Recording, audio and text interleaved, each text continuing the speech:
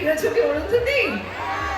মাথায় থাকবে, তাহলে অরুন্ধতির মতো আরো কয়েকটা ছবি করতে হবে তোমাদের প্রিয় হয়ে ওঠার জন্য, আরো বেশি প্রিয় হয়ে ওঠার জন্য।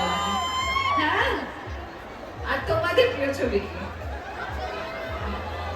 পাগলু। আমি এক্ষুনি ওইখানে দাঁড়িয়ে সবাইকে বলছিলাম,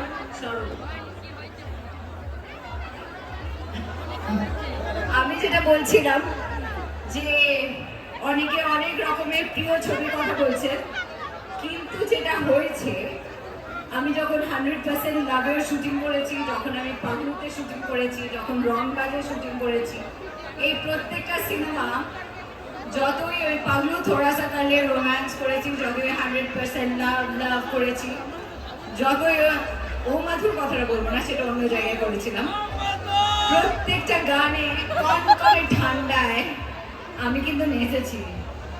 আর ওই কষ্টটা ক্যামেরার সামনে কোনো রকম ভাবে প্রকাশ করতে দিইনি, কারণ যাতে আপনারা তো বুঝতে পারবেন না যে আমরা কষ্টে নেচেছি, আপনারা শুধু দেখবেন হ্যাঁ কিরকম লাগছে, কিন্তু আসলে ক্যামেরার পেছনের কষ্টটা কিন্তু অনেক বেশি।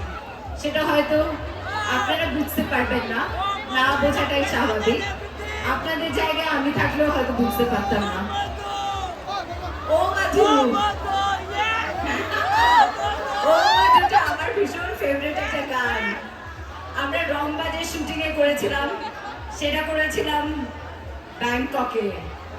আর ব্যাংককে প্রচন্ড গরমের মধ্যে শুটিং, একটা জায়গায় পা কেটে গেল, একটা লম্বা স্টিচ পড়লো, লাইফের ফার্স্ট টাইম বুঝতে পারলাম চোট মানে কি।